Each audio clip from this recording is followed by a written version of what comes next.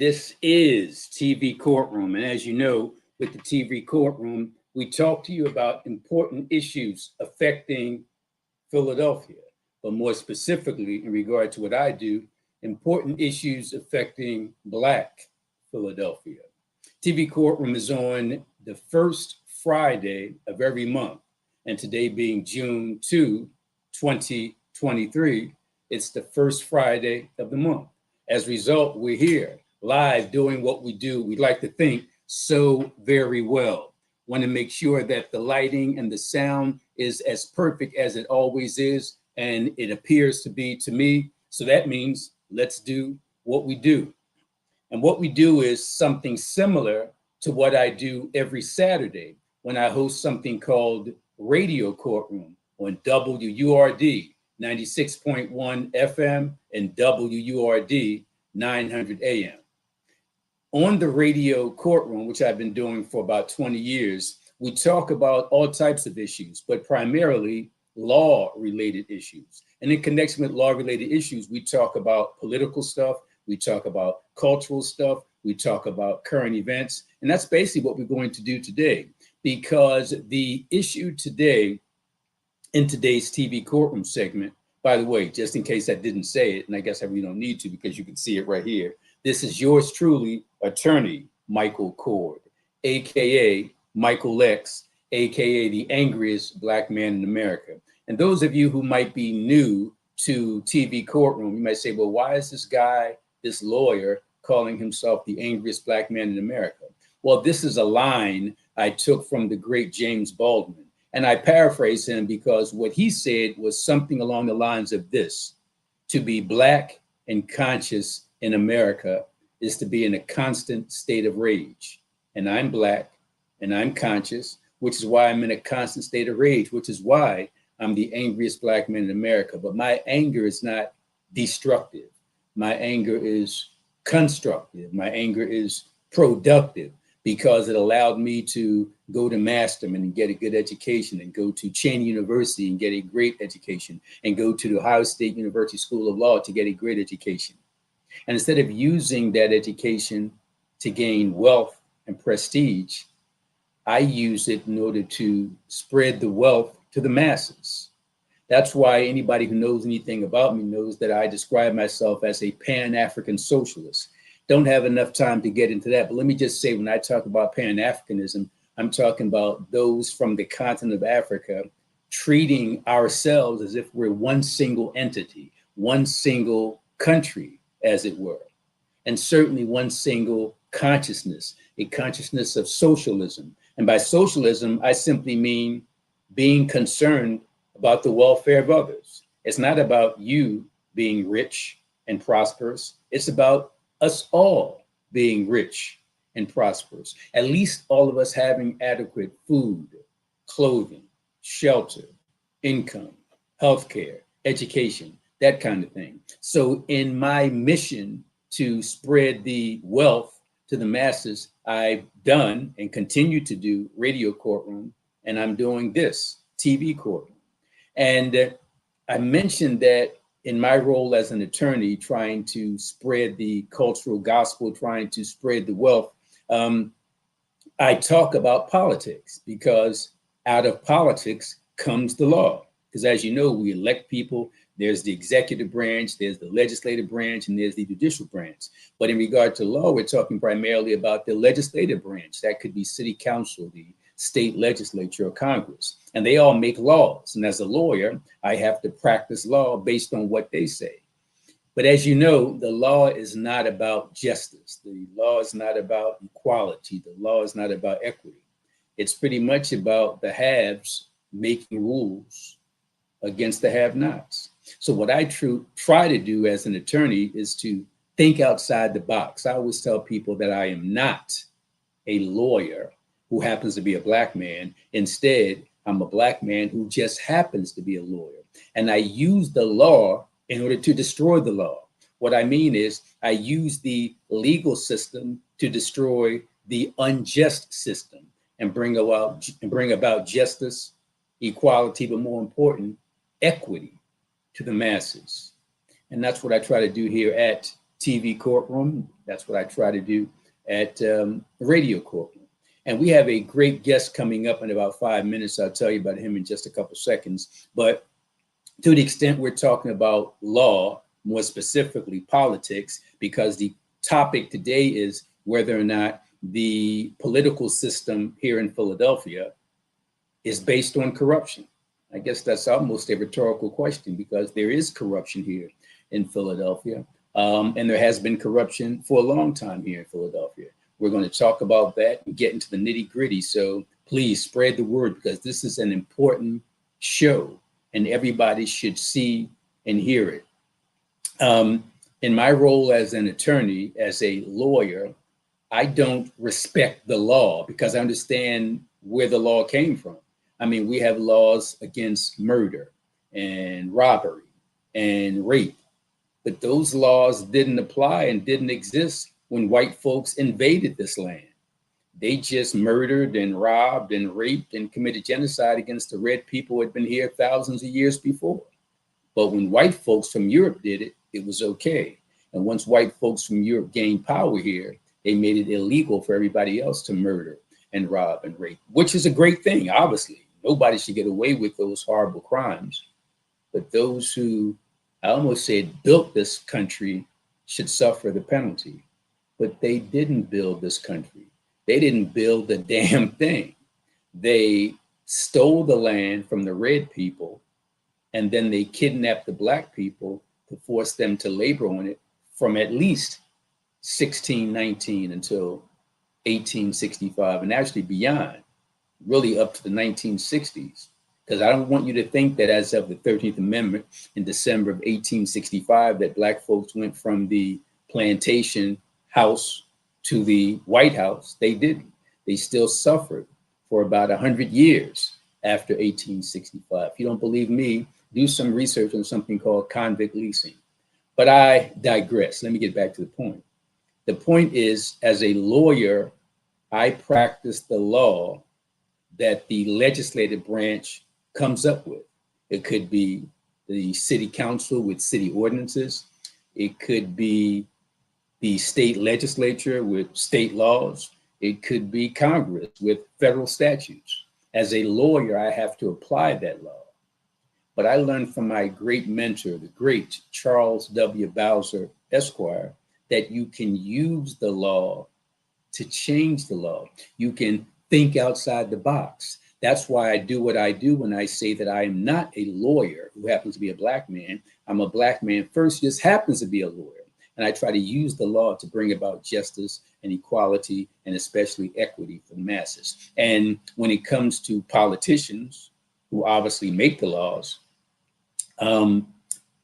prior to every primary election and prior to every general election, I put out my endorsements. I put out my endorsements here at TV Courtroom, at PhillyCam. I put out my endorsements at the Philadelphia Tribune, where I write. I put out my endorsements at the Pennsylvania Capital Star, where I write. I put out my endorsements at Philadelphia Magazine, where I write. I put out my endorsements on my radio show, WURD 96.1 FM. But I put out those endorsements on my own, based on my own personal opinion. Those entities I mentioned, whether it's WURD or the Tribune or the Pennsylvania Capital Star or Philadelphia Magazine or any entity, they do what they do. I do what I do. And when I make my endorsements, it's not on behalf of those entities. It's just me as one angry black man, but not just me as one angry black man.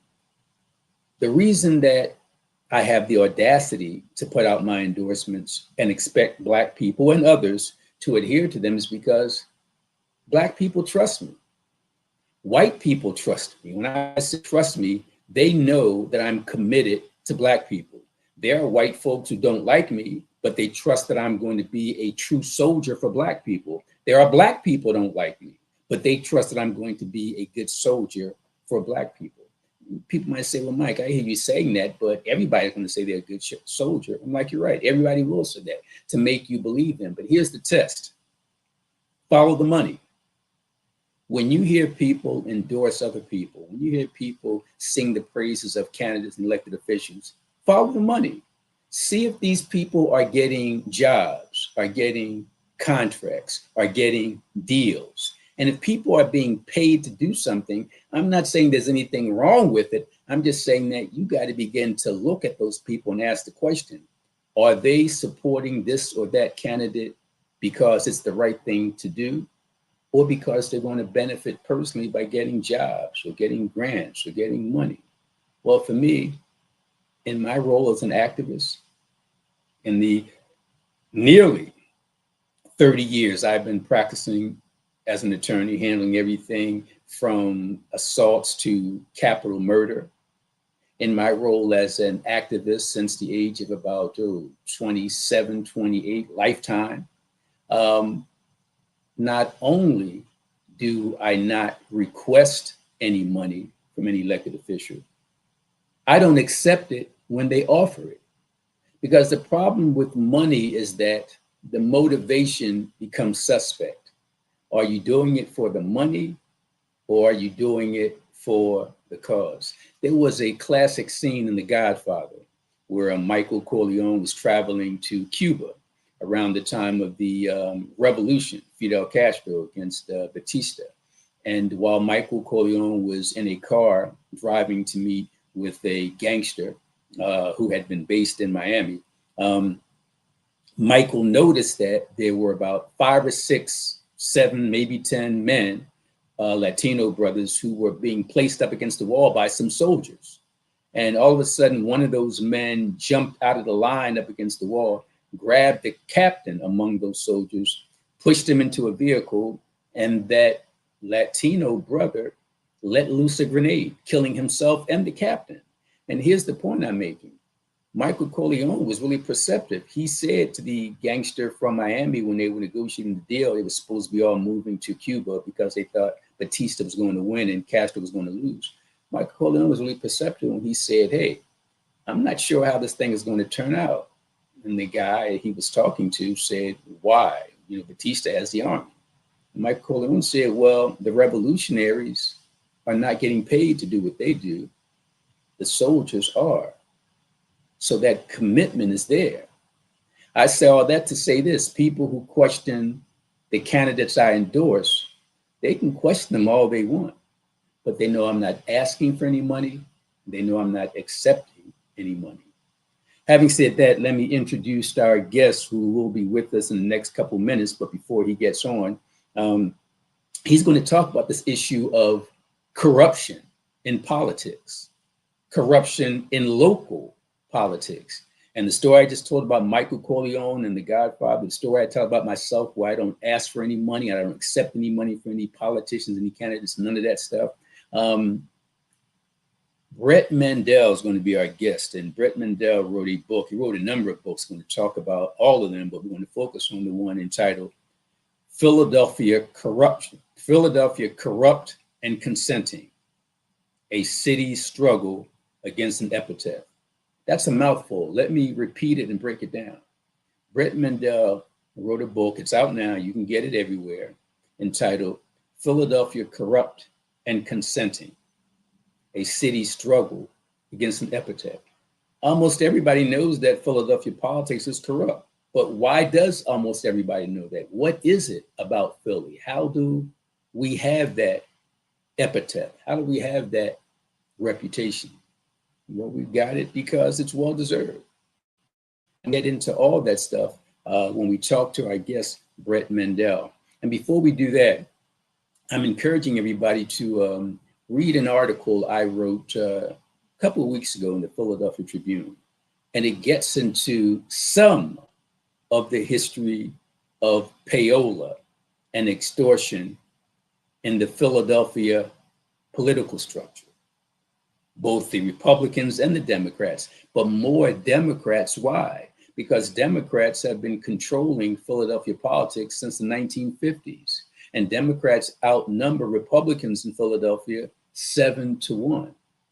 So it's those in power who tend to be corrupt. As you know, power tends to corrupt, and absolute power corrupts absolutely. The Democrats have absolute power here in Philadelphia.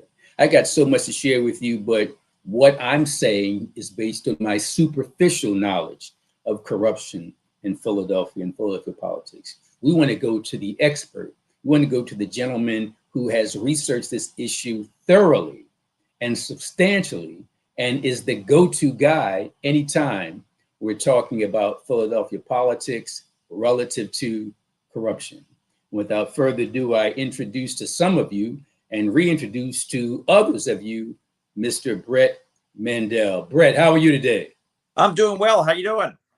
I'm doing great, and I'm going to do an abbreviated introduction of you because if I told people everything about you, including the fact that you graduated with honors in Phi Beta Kappa and 2 degrees and all that, you know, the show would be over. So let me just cut to the chase by saying Brett Mandel, first and foremost, is a cool guy. And of all the great things I'm going to say about him, me saying somebody's a cool guy is the ultimate compliment, because you can have all these fancy degrees and this experience, but you can be an a-hole. He's certainly not that. He's a great guy. He's the author of a book out now called Philadelphia, Corrupt and Consenting, a city's against the epitaph. We're going to talk about that. But before we do that, he's not new to writing. He's an author, a number of books he's written. There's Philadelphia, A New Urban Direction. There's Is This Heaven? The Magic of the Field of Dreams, and Minor Players, Major Dreams. We're going to touch on some of those. We're going to focus on the main one. Before that, let me just talk a little more about him. As I mentioned, he's a cool guy, which means he's a gentleman. So now I'm going to explain how he's both a scholar and a gentleman. He not only has a Bachelor of Arts in Public Policy from Hamilton College, but he's Phi Beta Kappa, which tells you that he's really a scholar. He didn't stop there with that BA. He then went on to get a master's degree in governmental administration from the University of Pennsylvania. So the guy knows what he's doing, but it's just not the book knowledge he has. It's the street knowledge, because he's involved in politics. In fact, he was the director of the Financial and Policy Analysis Unit in the City Controller's Office. So this guy is thorough, very, very thorough. And he makes it clear, if you check out his website, that his career is focused on making mission-oriented organizations deliver results for citizens. He also serves as a consultant. Without further ado, folks, and you want to hear more from him than me, Brett Mandel. Brett, let's just jump into it. 2 questions. One, is Philadelphia deserving of its reputation for being corrupt? And 2, what's your book all about? Well, first of all, thanks so much for having me around, and thanks for reading that introduction. I think my mom wrote that, so thanks, Mom. Yes, unfortunately, Philadelphia has a well-deserved reputation for corruption. Unfortunately, the deserved reputation for corruption is all about not just being corrupt, but being contented with the corruption. That's what muckraker Lincoln Steffens said more than 100 years ago. Philadelphia didn't distinguish itself by being corrupt. Lots of places were corrupt. Philadelphia was contented. And I play off that with my book, Philadelphia, Corrupt and Consenting, to talk about how corruption endures, it persists, mostly because folks like us remain silent, tolerate it, look the other way. We are a one-party town. We are basically one fiefdom of one party, so we're all connected to each other, and that allows corruption to continue. And by corruption, I'm talking about putting private gain before the public good, talking about abusing public authority to advance private agendas. I'm talking about taking systems that should work for us transparently and perverting them so that they work behind closed doors for the connected few. And anybody who has been paying attention to Philadelphia knows that we have hot, humid summers, we have sports teams that break our hearts, and we have municipal corruption. You know, when you talk about sports teams breaking your heart, I'm not going to bore you with the details, but I should be a Hall of Fame baseball player today. You know how it is when growing up in your neighborhood, on your block, in your school, you're the best player. So there's that big fish in the small pond. I went to a Reading Phillies walk tryout. There was a guy who went to second base, a pitcher, and started throwing 90-mile-an-hour fastballs from second base. I simply put my bat down and decided to go. It was over. That's a true story. I'm like, these are grown men throwing these balls at 90 miles an hour. that little league I played for Connie Mack, and we played the city championship. It's a long story, but believe me, when I say a big fish in a small pond, and I see from the books you've written, you're into baseball. Indeed. All right, we got to talk. We got to schedule another show for that. But as you were talking, you must have been reading my mind, because I wanted to ask you, what do you mean by the word corrupt? And before I could get the question out, you said, in addition to other things, it's private gain before public good. But what is it about Philly? I mean, the Democrats do run it. They outnumber Republicans 7-1. But is that the reason? Would you expect the same thing if Republicans outnumber Democrats 7-1? Is it a party thing? Is it a people thing? Is it a what's in the water in Philadelphia thing? How do you explain it? Yeah, I think definitely a combination of all of the above. Philadelphia from the late 1800s to the 1950s was run by Republicans as a one-party town. So we were a corrupt one-party town being run by Republicans. But as you know, Philadelphians are connected to Philadelphians. We don't leave here. By and large, Philadelphians grow up here. They live so close to each other in row homes and connected homes that are give us this proximity. So we all know each other. We all are looking out for each other. And we tend not to make such a big deal of it if somebody that's one of us decides to just make a policy decision because it's going to affect their cousin, or it's going to affect their pal, or it's going to affect somebody who helped get them elected. And that's what I think distinguishes Philadelphia. One, the one-party rule has been much more defining for Philadelphia than in other cities where there's been much more political competition. Two, we are all so closely connected that it makes it really hard for us to call out the bad behavior by one of us. I mean, the corruption is happening because of our friends. And then maybe most important, as you know, Philadelphia has suffered. We have higher crime than in other cities. We have less opportunity than other cities. We are a dirty city. We are a city whose schools are underperforming. There is a sense in Philadelphia that policies will not help us, that the smart things that smart people like Michael Kord say won't help us all at once because policies have failed us for generations. Instead, it makes sense to get ours if we can. And so if we can get a job by knowing somebody, if we can get wealthy by getting a contract because we know somebody, if we can get our kid into one of the quote unquote good schools because we can call in a favor, well, you know what? We're excited as a civic body to make that happen because policies have failed us for so long. And we end up with a system not where there's grand political larceny like there was at the turn of the last century, where there was a huge machine that sold jobs and made elections run based on violence and payola. But we have the city of the little fix, where someone gets a hookup here, someone gets a property on the cheap there. But as a whole, it means there's a cost to all of us. Government that is not efficient means we collectively pay higher taxes and we get lower services or lesser quality services because money doesn't go so far. It means that some people and some contractors, some organizations will decide not to play the game. And so we lose the talent of some people who could make things better, but decide, you know what, the game is rigged. I'm just not going to play. And in the end, it is you who suffer. It is me who suffers. And more important, it is the people who can least afford to suffer who suffers because they have less power than we do. You know, I'm sitting here, I'm supposed to be a professional journalist interviewing you, but I feel like a college student taking notes. You know, I thought I knew everything there was to know about corruption in Philly. And you enlightened me. One of the points you made is that, hey, the Republicans control things, what do you say, from the 1800s up until about the mid 1900s. And I'm thinking that, hey, the Democrats in Philly pretty much had this thing locked down forever. But you made it clear that that's not the case.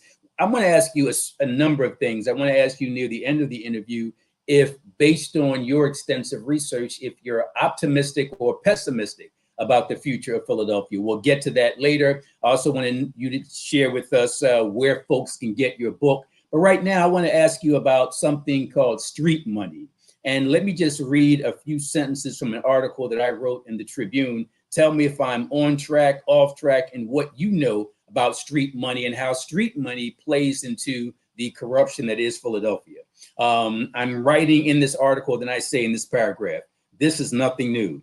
These payments, as part of the street money system, have been a part of Philly politics for at least several decades, or likely much longer, meaning probably for over a century and a half, ever since Philly's first mayoral election took place in 1839, when John Swift became the first elected mayor of Philadelphia. Prior to that, mayors in Philadelphia were appointed, and the first was Humphrey Maury in 1691, when he was appointed by William Penn. And I'm making the argument, you can bet that Maury probably had to pay to play in order to get Penn's appointment. You certainly don't think Penn appointed a poor man, do you? So that's my limited take on it. You tell us, what role does street money play in corruption of Philadelphia politics? So in modern Philadelphia politics, what folks mean by street money is usually money paid by candidates or campaigns to the political system, whether it's the Democratic Party or the Republican Party, or to individual ward leaders who are the political leaders in neighborhoods, or to other organizations that might have some ability to turn out voters, or to convince voters to vote their way. Make no mistake, the idea of street money plays less and less of an important role in Philadelphia politics now than it did in past years. One, because I'm shocked to hear that. Please elaborate. Well, one, there's a lot more people are voting by mail. So you're not necessarily interacting with a committee person or somebody at the voting booth and being handed a ballot to say, this is who we are favoring, or this is who we recommend. More back in the day, the parties literally drew up the voter rolls. It was the parties who determined who was eligible to vote, and the parties, quote unquote, assisted voters with their votes. So in certain places, lots and lots of people who may not have gotten up in the morning cast their ballot, or may not have shown up at the polls, may have cast their ballot. But now there are still people who stand in front of the polling place and hand out ballots. Those people need to be fed. Those people get a T-shirt. Those people usually are paid for their time for the day. That costs money. So in the most honest, pure sense, street money is paying to help get your message as a candidate out to the individuals who are voting. So if I'm running for office, I might give Michael $10,000. Michael might give that to 1,000 people, each get $100 for the day to stand out and hustle and tell people what a great guy Brett Mandel is. But you know what? Street money is untraceable largely because it's almost always cash or given as a lump sum to somebody who then gives it to other people in smaller sums.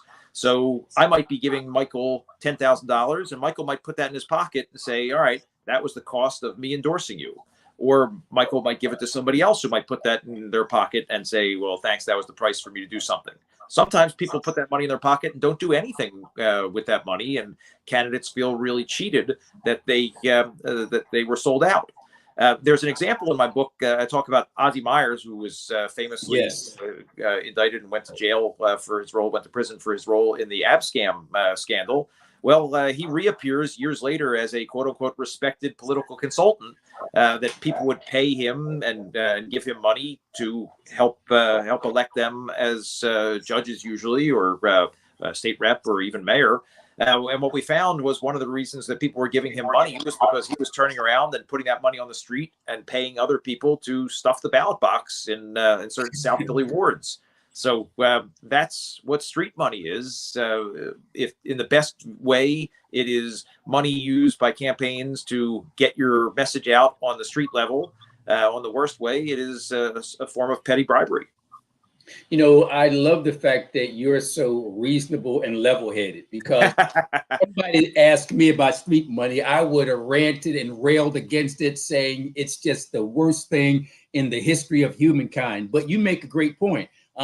You could legitimately use some of that money to legitimately put the word out about your candidate and the policies. That makes sense. The problem I have is that, and you touched on this, it's untraceable. So we don't know who's getting it and how much. And I got to tell you, I was really naive when I first became a lawyer, and I would see judges on the bench and I'm thinking these are the best and the brightest, and these people graduated top of their class and they won all their murder trials when they were lawyers and they got $1 million civil verdicts. And I found out that there's this system where lawyers pay ward leaders to get their names on ballots.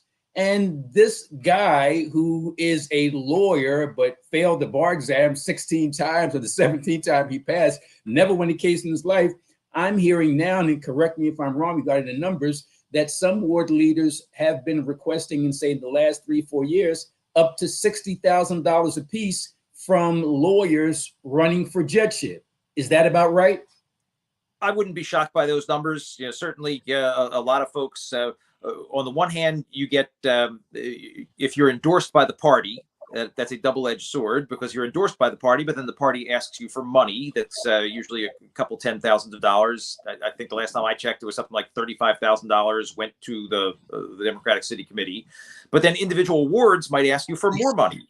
And individual wards... Just so we're clear. So we're talking about the city committee, quote unquote, robbing you, and then a ward leader wants money.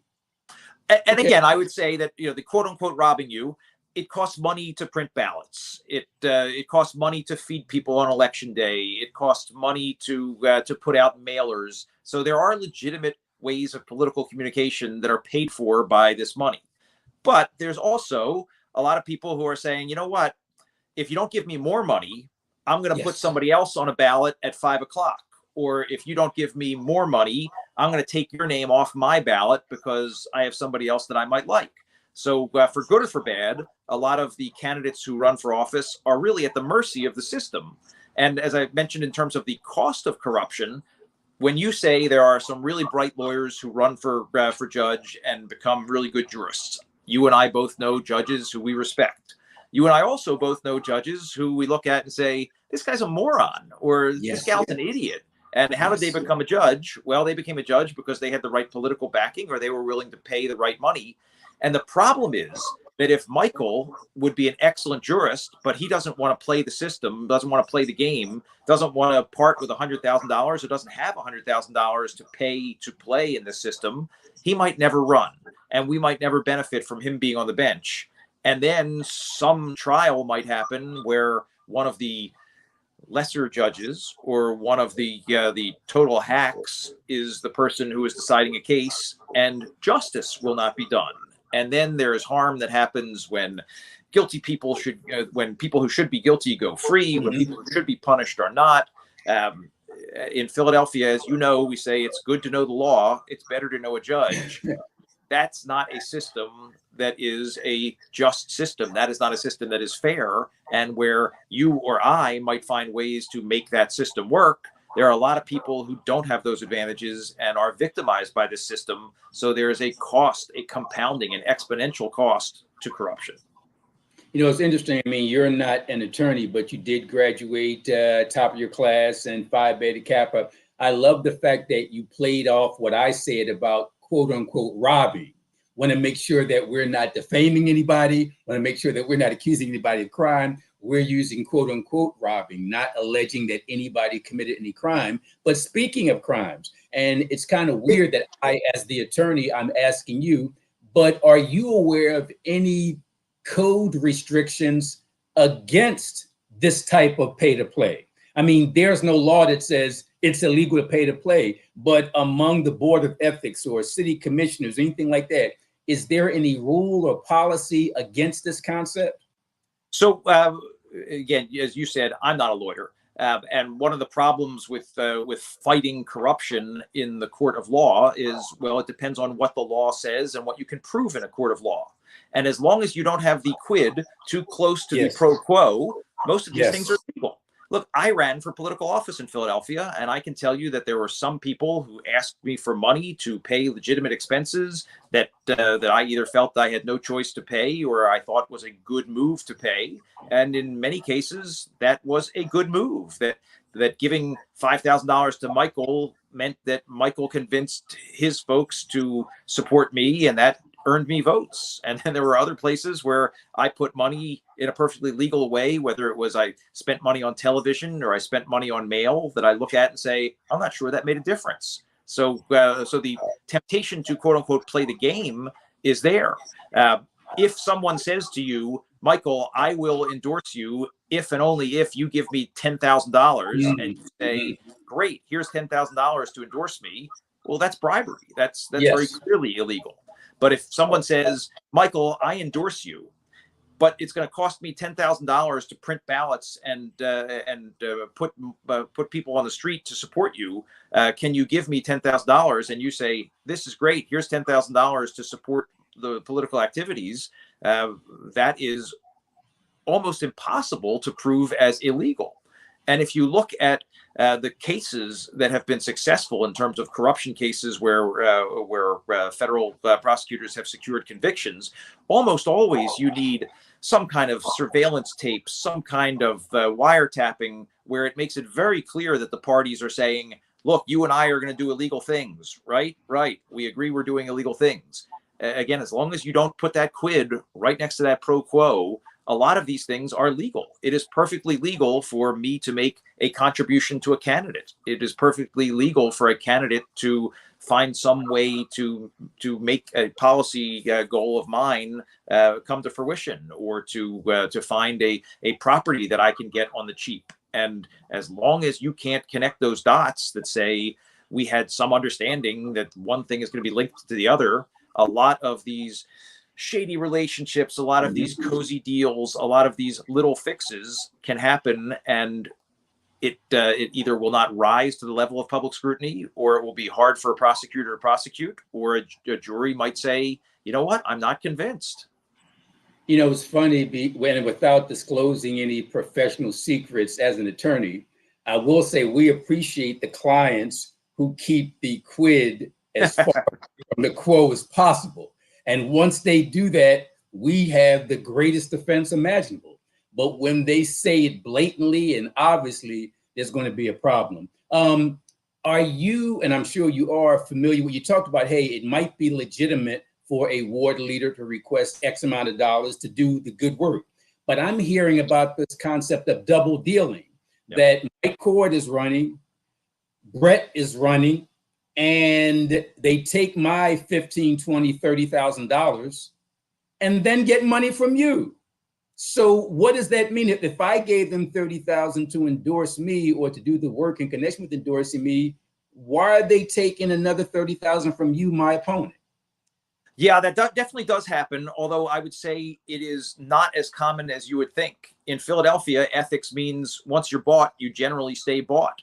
And unfortunately, it's most of the relationships you see are not, put money on the nightstand for services rendered one time. It is, a continuing, you scratch my back, I back your hack. So it is a long-term relationship. Why buy the cow when you can get the milk for free? What happens a lot of times is you'll see novices, you'll see new candidates taken advantage of. So where I might say, Michael, I'm new to this. How about if I give you some money, and then Michael takes my money and then also sells what's called a 5 o'clock ballot, where to get the rush hour crowd, maybe someone will put a second ballot on the street that will not include you.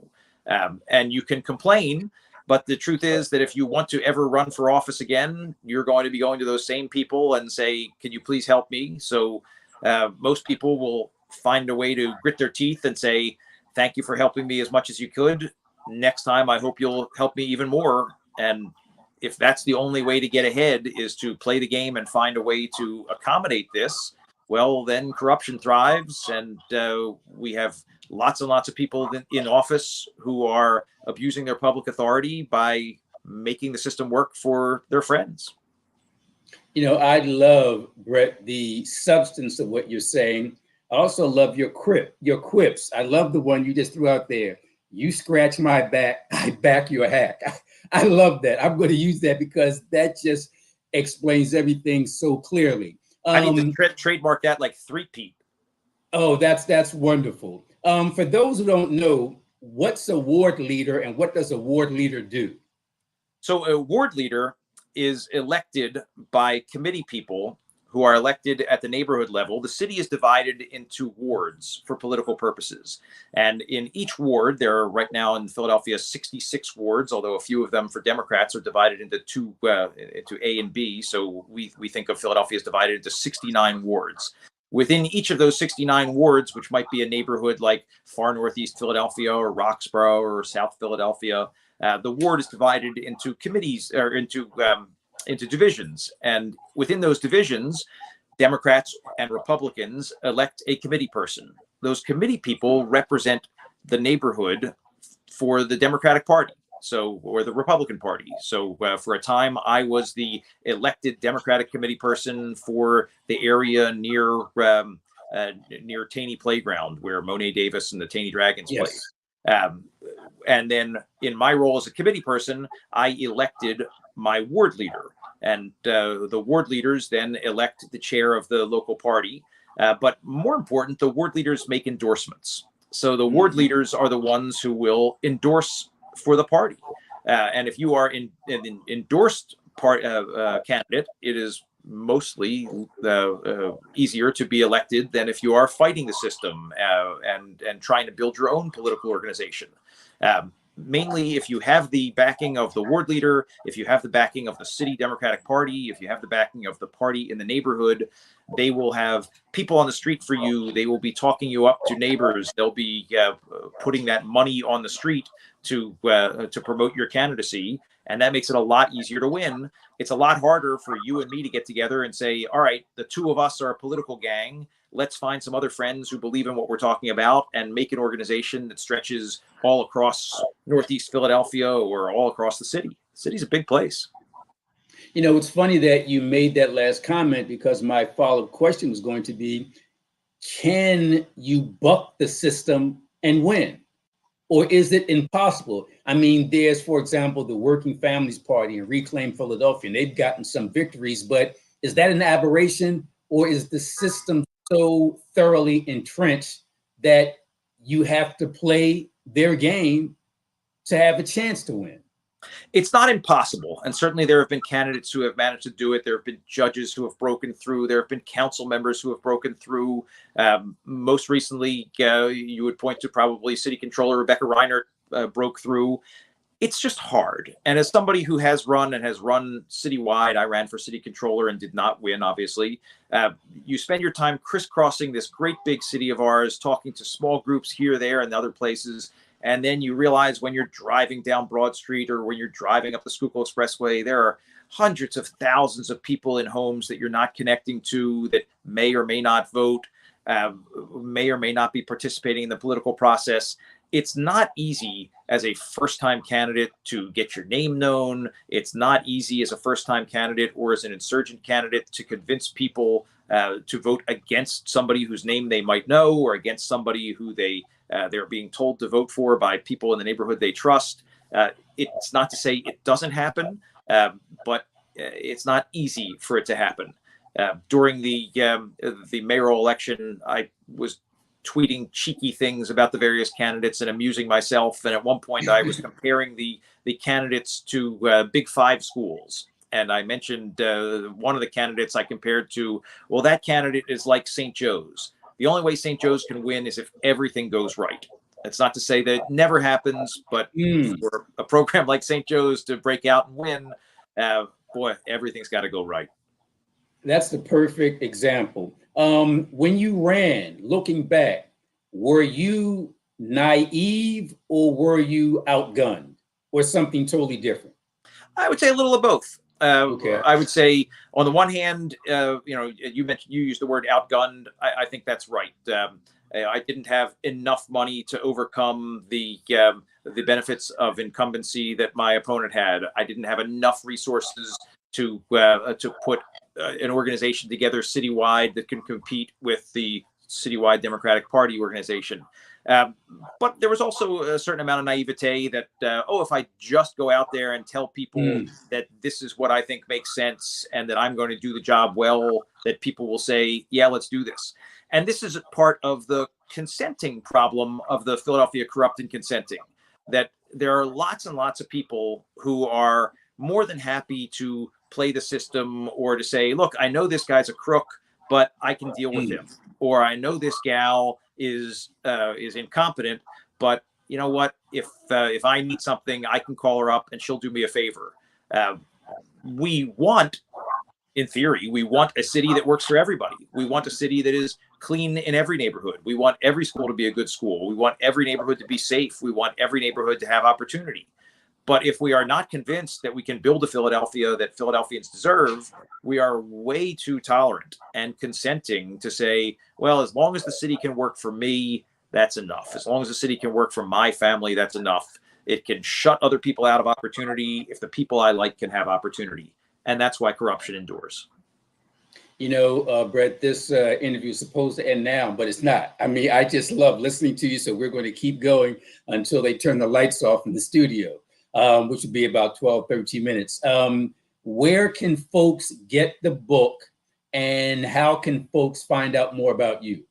I guess for folks who have more gray hair than I do and more gray hair than you do, I guess people used to say bookstores near you. Yes. Is find the book. But you can also get it online, Amazon. You can get it from Temple University Press. Shout out to Temple University Press for being my publisher. Search for Philadelphia Corrupt and Consenting. You'll find many, many outlets that can deliver it to your door tomorrow. And I'm around town. I'm happy to sign any book if anybody wants to stop me on the street. It's a fun read. It talks about the real life corruption case that we just lived through with John Doherty and Bobby Heenan, the council person who was convicted of essentially selling his office and is now in federal prison. But it also dives deeper and gets at the why. Why does Philadelphia remain corrupt? What is the cost of corruption? How does Philadelphia compare to other places? What can we do about it? What are the limits of reform efforts and legal means to try to target corruption? And then some real specific to-dos at the end that I think would make us a better city. And then there's a lot of history lessons in there that takes little core sample snapshots of talking about the Abscam probe, yes, or the pay to play, or the life under a machine rule that frankly are just interesting to know the history of this place that we all love too much to leave. I think that's putting it well. Our producer put your website up on the screen, but for those who are listening and not looking, how can folks, what is your website address? BrettMandel.com, BrettMandel.com. Or as my dad would always say, when people would say, do you spell that name with 2 L's? We would always say, we could never afford that second L. Brett Mandel with 1 L. You know, your father is a gentleman to spell like you, because I spelled your name both ways several times. I'm like, what the hell? 2 L's? I'm not sure. Yeah, I was going to ask you to throw out some names. And before I could, you mentioned Johnny Doc and Bobby Heenan. We've all seen this story in the newspapers, but it seemed a bit convoluted. What was the case about? At the very core, the case is about a powerful political figure, John Doherty, helping elect a city council person in Bobby Heenan, and then continuing to give him a stream of benefits in terms of payments by the union, the local IBEW, Local 98, which is where Bobby Heenan used to work for John Doherty when John Doherty was running the union. As council person, Bobby Heenan was continued to be paid by Local 98, essentially to do the bidding of John Doherty. And so if you look at the things that happened under Heenan and Doherty's watch, well, Doherty asked Heenan to hold up a contract, to hold up council approval with Comcast until Comcast would acquiesce to Doherty's demands to employ a favored contractor who just happened to be also doing some work on the side for Doherty at no charge. The soda tax that we talk a lot about in the city, good, bad, or other, whether you like where the money is going or whether you like the fact that we are stopping some people from buying sugary drinks, it seemed very clear from this case that the soda tax was a revenge plot from John Doherty, who was unhappy at the efforts of other unions, including the Teamsters, who have a lot of jobs associated with transporting soda. And so Doherty asked Heenan and Mayor Kenny to push for the implementation of a soda tax that would cost the Teamsters jobs, even as it did some other good things. So at the core of the case was a politician who, instead of doing the public's business, was abusing his public authority to do the business of his patron, who was employing him on the side, and a patron who had bought a city council person and was using that city council person to do his business instead of promoting all of the good works that you would think that organized labor would be promoting. In 2 or 3 minutes, Brett, you broke down that case and made it so basic. Over my left shoulder, I have a picture of Malcolm X, and Malcolm would always say, make it plain. And I have to repeatedly remind myself when I try to talk about convoluted and esoteric legal concepts to make it plain. You just made that case very plain. Let me ask you, Brett, in your research, have you come across any good guys? I mean, we talked about the plight of Johnny Dock and Bobby Heenan and Ozzie Myers. Any good guys in this whole cesspool of corruption in Philadelphia? There have been plenty of good guys over history, but the truth is that the good guys are not going to save us, and the one-offs are not going to help us. Maria Quinones Sanchez emerged as one who in city council actually stepped forward and said, dude's got to resign after being convicted of corruption offenses. That unfortunately is what passes for a profile in courage in Philadelphia. Nobody else would say after being convicted he should resign. This is Councilman Heaton, and too many supported him and continued to support him, not only after he was accused, not only after he was indicted, but after he was convicted. Again, the corruption is bad. The consenting is what's worse, because it's what allows the corruption to continue. The book, I like to say, is not about John Doherty. It's not about Bobby Heenan. The book is about us. The book is about how we react to corruption and how we fail to react to corruption. Because if we continue to fail to react, we're going to get more of the same. We're going to continue to be a city that is less safe than it should be, less clean than it should be, less opportunity filled than it should be. And that's our fault. I love the fact that you put consenting in the title, because you make it clear that even if we didn't create the bad guys, we enable the bad guys. And I'm so glad you broke it down the way that you did. As we wrap this thing up in the next 3 or 4 minutes, Brett, are you optimistic or pessimistic about the future of politics in Philadelphia? Michael, you follow me on the Twitters, and you know that every once in a while, after a Philadelphia sports win or a Philadelphia sports loss, I will quote another tweet that I put out years ago that I said something like, how do I feel after that game? I feel the same way I do after watching any Philly sports team play, convinced that no Philadelphia sports team is ever going to win another game ever. I think I'm probably a glass half empty guy. I'm not optimistic that we're going to change. Our history says that we don't change, that we enjoy this, that we have a self-loathing and an inferiority complex in Philadelphia that allows us to accept this and allows us to turn the other, close an eye and turn the other way and allow this to continue. I wish I could say it was going to be better. After with the Super Bowl, I drew up my list of the most crushing 25 sports defeats of my lifetime. And I was sharing this with my son, who's in high school, and because he was all excited about, well, next year they're going to definitely win the Super Bowl. And I said, look, Sydney's my son. I said, Sid, here's my list of the 25 worst sports defeats in my lifetime. Only twice the We Owe You One Sixers and the Black Friday Phillies were followed at all close by a championship. Otherwise, it's much more like the Iverson Sixers. We're still waiting for them to get back to the conference finals, let alone the finals. The Eagles, we lasted, half a century without returning to the championship.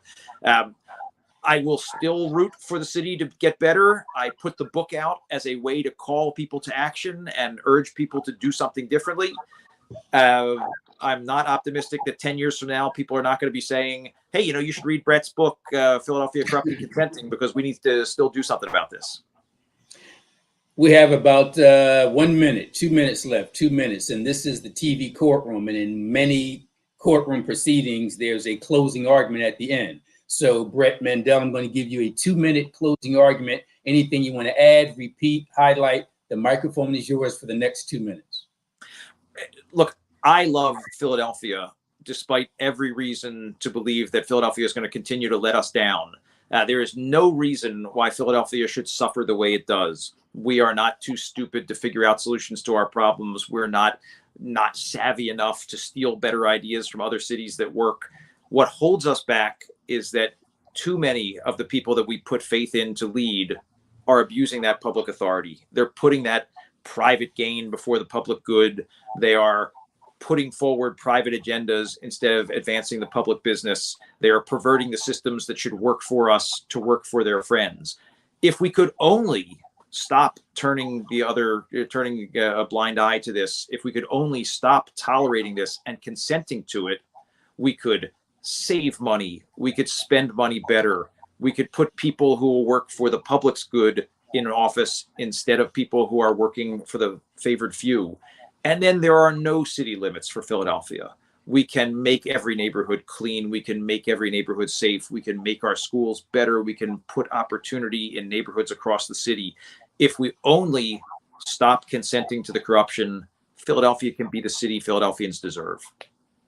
I don't know if we have a stopwatch, Brett, but you stopped at exactly 1 minute and 52 seconds, and I gave you 2 minutes, so that's great. Those who are checking us out, you're listening to Brett Mandel, author of Philadelphia, Corrupt and Consenting, a City Struggle Against an Epitaph. I encourage everybody to go out and get the book. You've spent about 45 minutes with us, listening audience. I'm sure you're as impressed with Brett as an author. He's also a scholar and a gentleman, Phi Beta Kappa. That's some serious stuff there. I just encourage folks to go to his website, find out more about him. But folks, you gotta get the book. You gotta read the book. Brett, we've run out of time. Thank you very much for spending time with us. And I look forward to having you as a guest on my radio show based on your schedule.